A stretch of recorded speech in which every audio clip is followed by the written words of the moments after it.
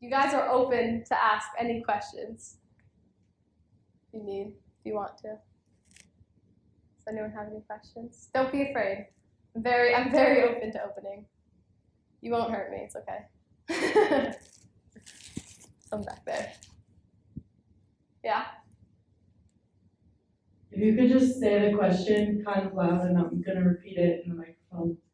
When did you realize that you could use your story to help other people? And what inspired you to do that?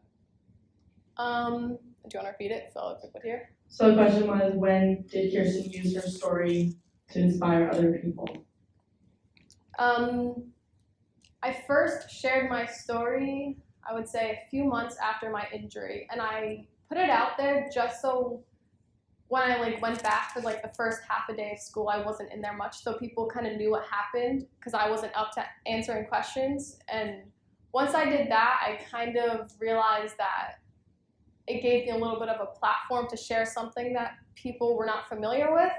And then I started getting feedback from people like you guys sitting here and letting me know that this is something that can help change other people. So that helped made me realize that I can, be vulnerable, and I can show my pain, and everything that I'm going through can maybe help someone else, even if a brain injury is something that you're not familiar with. So I decided that I'm just gonna put it out there, and even if I just change one life or one person, it's worth it. So.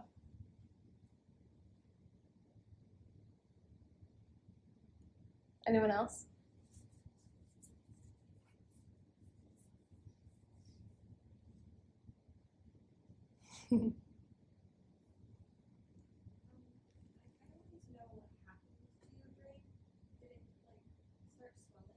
So during a concussion, if you can imagine a bowl of Jell-O, the Jell-O being your brain and the bowl being your skull. So when my head hit the ground, the Jell-O, aka my brain, hit against all the sides of my skull, causing my neurons, which if you're not familiar with the neurons are kind of imagine a spider web. So imagine neurons this huge intricate web inside your brain that basically makes you who you are and controls your thoughts and your processing, your motor skills, everything. When my head hit, those neurons got disrupted, and usually with people with concussions or brain injuries, that happens, and the neurons will find their patterns, and they will they will find the patterns that they were in, and they'll fix themselves, they'll heal. But what happened to me is my brain did not heal properly. So the neurons that were knocked off course, that are not where they were, or the ones that died, they have not found their way back to where they're supposed to be. So the electrical stimulation that's supposed to be going on in those places is not firing how it's supposed to fire, if that makes sense. So that's basically what happened to me. So when my head hit the ground, my neurons got disrupted, which causes all of my symptoms.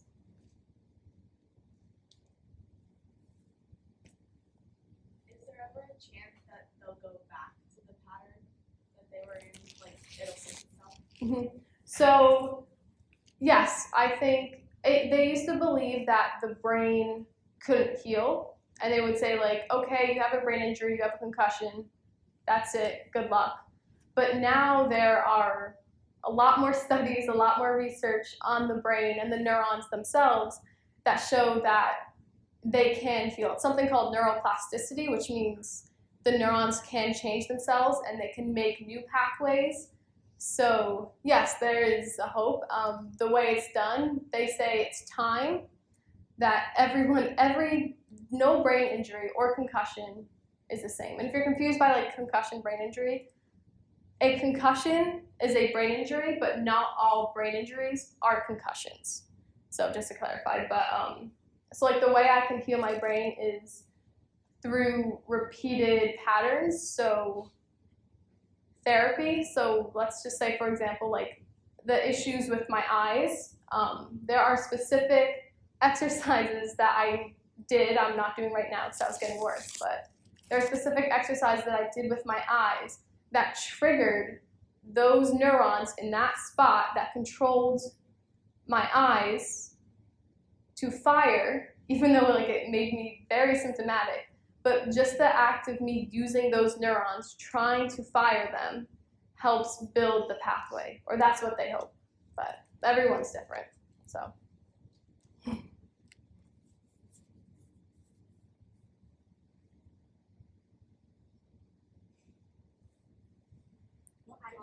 Oh. How does my family respond to it? They've been very supportive, definitely very supportive. I would say for me personally, it's harder on them than it is on me because I am the one experiencing the symptoms. Sorry, Mom. I'm the one experiencing the symptoms, and you know, like when I'm in pain, I can lie down in a dark room, and that's the way of me just trying to like control the severity of my pain. But like my mom can't control my pain. She can't control the severity of what I'm experiencing. So I think for them, it's like it's a lot more out of their control than it is mine. So they've been very supportive, but it's definitely been hard to watch me go from what I was to doing what I am now and experiencing all that I am and all that I can't do. But yeah.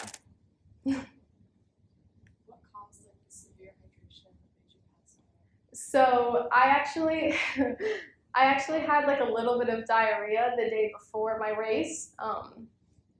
Being a distance athlete, like I've ran under a lot worse conditions. So I was like, I hydrated, I drank my Gatorade, so I was like, I'm fine, like whatever. I didn't even tell my mom. And then like the next morning, I still had a little bit of diarrhea, but I was just like, I'm fine, like it's whatever. And I felt okay, but I think just under the circumstances, my body did not have enough time or enough electrolytes in it to replenish itself. And with just me exerting energy and it was hot in there, I think it was just the perfect storm that just caused me to collapse. But yeah, I don't recommend exercising after having bad diarrhea, just saying. What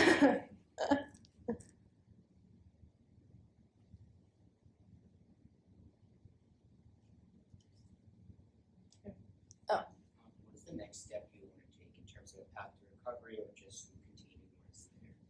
So right now, we've been on like migraine control, migraine headache control, because we think that is what's been causing me to not improve, because the therapy I did for 6 months, usually you get better. From the start, I was just very slow improving, and then I got worse, and then got a lot worse, and like I couldn't even tolerate the things I did on the first day of therapy, which is not normal.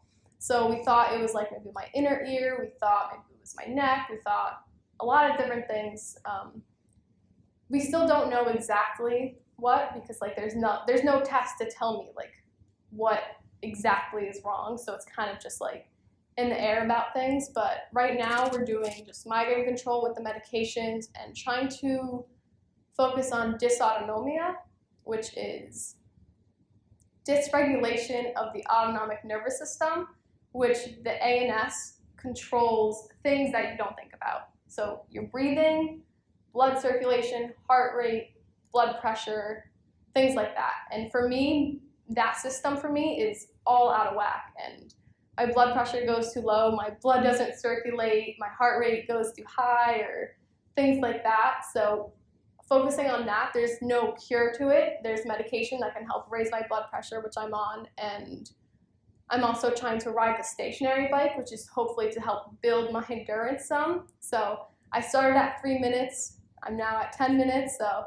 it's a very slow moving thing, but right now that's our plan, to try to build a tiny bit of tolerance, but in a way that doesn't make me worse, because we realize that I am overly sensitive than a normal concussion patient or post-concussion syndrome. Everyone's different though, but yeah, that's basically what our plan of action is right now. Have you met anybody or know of anybody that have the same symptoms as you?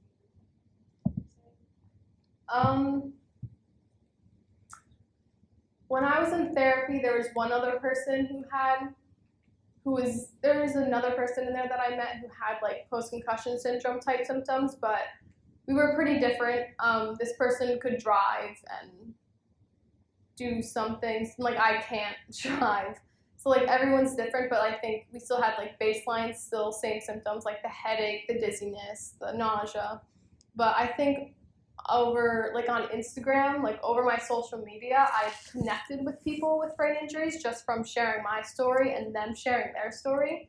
So I've met people like that who are in a similar boat than I am, that some of them, it's been 8 years and they are still how I am today and facing this post-concussion syndrome, going through so many doctors and so many tests, and they're kind of just like stuck in the stagnant and like no one knows how to help them because this post-concussion syndrome thing is kind of like up and coming, and we're just kind of like realizing that it's a thing and that it exists and it needs treatment and like not just rest. So yeah, I've definitely met some people, mostly over like social media, who are in a similar boat, different but similar. Where do you see yourself in the future? In the future, honestly, I kind of just want to just be the best. This is a little corny, but like I really just want to be like the best me I can be, because like I don't really try to hold any expectations, because like, you know, there's always the what ifs of what happened, and like I don't really like those. I don't let those what ifs affect me. So I just kind of live now. But I think in the future, I mean, there's things I want to do in the future. I think I want to just become the best me I want to be. But like in the future, I just want to explore things that I haven't seen. Maybe use my story to help other people. Maybe do something medically. Build a van and live in it. But yeah, really just trying to just focus on the now. I'm not really worried about the future. It is what it is, and I'm happy, so. If you could talk to yourself immediately after your accident, what would you say? Slow down and listen to your body. When I first hit my head, I was like, it's a concussion, I'll be fine. I literally 2 days after my concussion, I had a PT appointment for my ankle, and I was like, I'm fine, like I'm gonna go. I went, almost passed out a few times, clearly super out of it, not okay, and that was like the first moment I was like, like okay, maybe I'm not okay. But I honestly would tell myself, like, listen to your body. And I'm still learning to listen to my body. I'm not good at that. I like to ignore my symptoms, just push myself. But if I could tell myself, like right when I hit my head, like I would just be like, look, just you don't need to try to get back for sections. You don't need to try to run again. Like just let yourself heal. Let yourself just do what it needs to do to be able to heal. Like school, whatever, like I was barely in school after hitting my head, but I was so focused on trying to get to school that I wasn't focusing on like how severely affected I actually was until everything started building up. And then I was getting worse and worse and worse instead of getting better. But yeah, no, I would definitely tell myself to just like slow down, listen to your body, and just trust the process that it'll be okay. It's okay.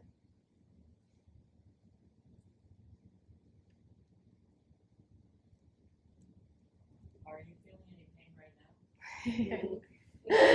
Do you want the honest answer? Like the actual, like honest, all the answers of everything? So yeah, I would say my head really hurts, very pressurized, I'm pretty dizzy, vision is definitely not clear, very like wavy-ish. My voice, if you I don't know if you can tell, but like my voice is deeper and slower. So like my words, like I'm trying to get words out, they're not coming out as well as they should. So like I'm trying my best not to slur my words, but it might happen. And like I'm just like, yeah. So every symptom, that nausea, the dizziness, that voice you hear, like my words, my processing, everything that I mentioned, everything like that is like full blown here, which is why I'm just like happily sitting. And after this, I'll just like lay down. And it'll probably take me like a week or two to recover. But it's okay.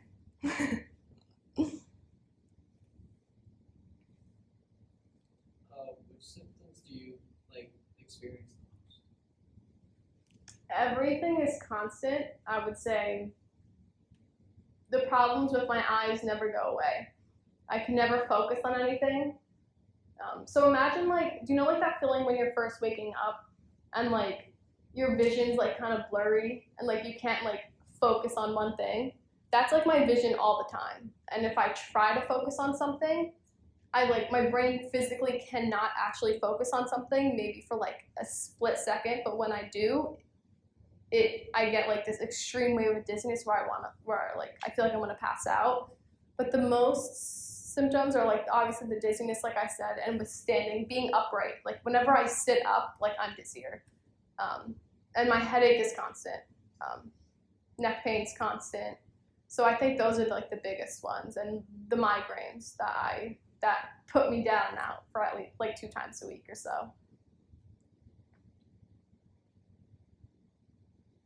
How'd you learn to cope with your situation? It's a good one.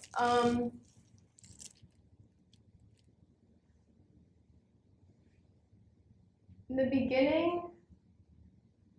the beginning, the way I coped was focusing on running. Like I couldn't run, but I tried to say like, all right, I've been injured for 7 weeks. I'll make it back in a few weeks. I'll be able to run.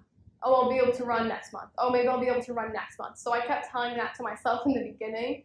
So that kind of like kept me motivated, being like, I'll be able to run. I'll be able to run. And then now it's more just realizing that the future, whatever it may be, I can't control it, and that who I am and what I am is a lot of it is like my consciousness and the energy that's around me, and I try to just be present and let things be. And if I'm having a bad moment, I'm human. We're all human. I'm not saying like we can't feel sad, we can't feel frustrated, but we can. It's just about knowing when to pull yourself up and when to just tell yourself, I just gotta keep going. Just gotta keep going. And it definitely helps knowing that, like I'm not the only one in the situation, and there's so many people just talking about like invisible disabilities or things like that. There's so many people suffering from things that cannot be seen, whether it be depression or anxiety or brain injuries, all spectrums of things that can't be seen. And I know that I'm not the only one going through a hard time, so why do I want to spend my time pitying myself when I can just choose to be happy? Because it's hard enough as it is feeling not great that if I were to feel bad for myself, it would just make it 10 times worse. So I just kind of had that realization that this is something I can control, this is something I could make better about my situation. So that realization of positivity and choice definitely helps me continue on. And the support around me.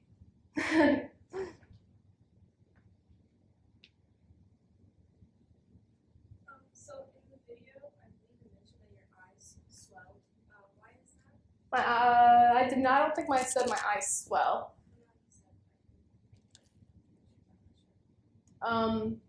Maybe the dizziness with my eyes, or they can't focus. Pressure in the eyes. Oh, the ice packs? Yes, no, I definitely had ice packs on my head. That's a good point. There's definitely an ice pack like on my head, on my eyes.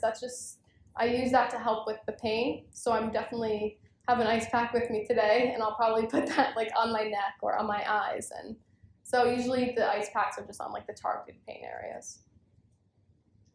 We have time for one more question. What was it like coming to RYLA today?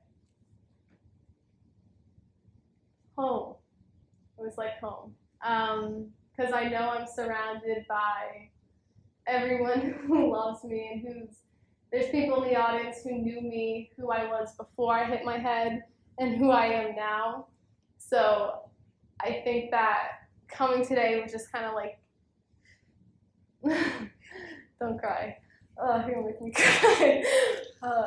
That coming here today was just a realization that there's people around me helping me make the difference, that it's not just me. Like, I can tell my story all that I want, but it won't make a difference unless you choose to allow it to make a difference. And I know that I have people around me here that are going to allow it to make a difference, and that definitely just makes me feel loved, and I know they know I love them too. So definitely home. A lot of home here. Oh.